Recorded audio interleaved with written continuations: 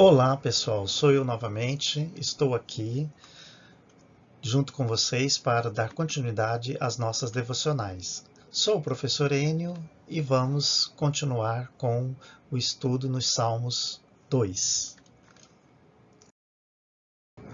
O Salmo número 2 ele tem 12 versos, nós já estamos indo para o 7º verso no dia de hoje e gostaria de continuar com vocês falando da maneira como a palavra de Deus toca e fala aos nossos corações.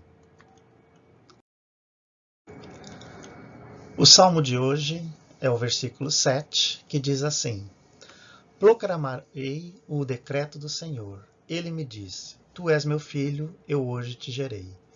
A maneira como o salmista está falando, se comportando, ele está dizendo assim que Deus está gerando o seu líder, o seu escolhido, o seu ungido.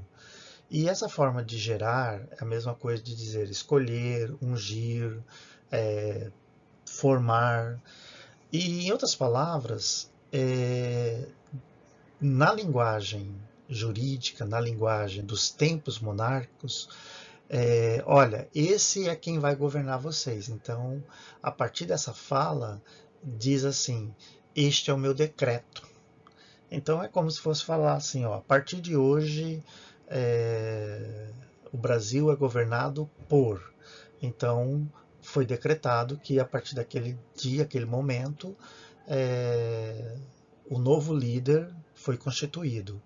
E aqui a maneira de dizer que Deus escolheu, Deus está trazendo para o povo de Israel o seu representante, essa expressão, tu és meu filho, eu hoje te gerei. Então, hoje eu escolhi você para ser o meu representante. Qual a síntese ou qual é a verdade que a gente aprende disso? Então, tem aqui uns dizeres para nós.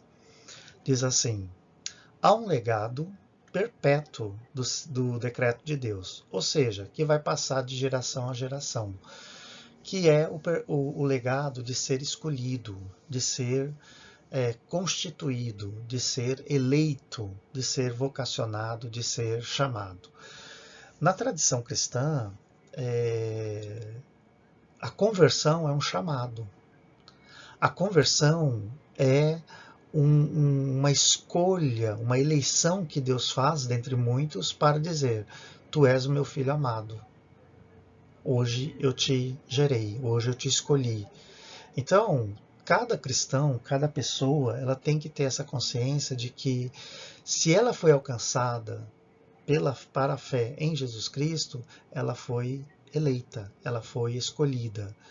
E a partir dessa escolha é como se fosse uma gestação. Né? Ali está Deus promovendo um novo nascimento, uma nova mentalidade, uma nova formação, uma nova criatura, uma nova configuração, porque afinal de contas o convertido ele é contaminado por uma nova mentalidade. A mentalidade da palavra, a mentalidade do espírito, a mentalidade do amor, da graça, da justiça. Então, esses quesitos, eles hão de ser perpétuos, porque essa é a vontade de Deus e não para por aí. Ela passa de geração a geração. Qual a nossa oração, então? Que as nações já alcançadas pelo decreto de Deus continuem com esse legado deixado pelos testemunhos das nações anteriores. Em outras palavras, nós devemos agradecer por todos aqueles que contribuíram para a causa da fé.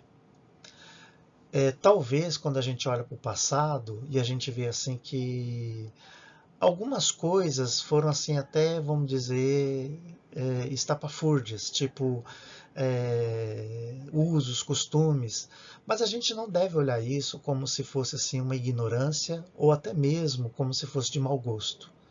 Veja bem, toda essa construção da história cristã é uma construção da fé, é uma construção de que eles lutaram muito, eles tiveram que perseverar muito, eles tiveram que batalhar muito para poder nos dar a condição de sermos cristãos hoje.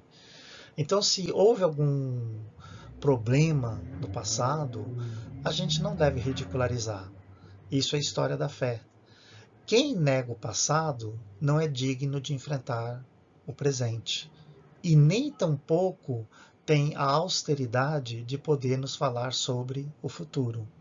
Mas aquele que toma para si o passado e faz com que isso seja experiência, a sua vivência é o caminho da fé. Então, há modalidades diferentes aqui. Então, mesmo que os nossos antepassados pisaram na bola, a gente tem que reconhecer que eles lutaram e foram heróis, heróis da fé. Diante disso, qual então é o que a igreja, né, pode nos ajudar, ou como a gente deve refletir a partir desse texto? Na verdade, aqui vai ser uma dica de como você vai dinamizar esse ensinamento. 3 textos. Primeiro texto, 1 Pedro 2:8-9. Mas vós sois nação santa, raça eleita, povo escolhido, propriedade exclusiva. Então tem vários qualificativos para dizer o que o povo de Deus é na pessoa de Jesus Cristo. Então, em outras palavras, a gente vai pensar assim que são vários qualificativos de como que Deus elegeu, escolheu a nação de Israel. Da mesma forma como que Deus, na pessoa de Jesus Cristo, escolheu a igreja. E assim como nós também fomos alcançados. O que nós somos na pessoa de Jesus Cristo. Então, bem claro aqui, lembrar que Deus escolheu Jesus, porque nele se manifestou a sua justiça. Outro texto, 1 João 2:29. 1 João 2:29 diz assim: mas agora vocês conhecem Jesus Cristo, e nele foi revelada a justiça. Então, mais uma vez eu volto aqui que justiça não é essa questão ética, moral, no sentido certo e errado. Justiça é o sinônimo de fé, porque vai nos direcionar para todo o desvendamento do mistério de como que a fé faz Deus se manifestar ao seu povo. E quem fez isso? Jesus. Jesus desobstruiu tudo aquilo que ficava dificultando as pessoas de acessarem ou de chegarem até Deus.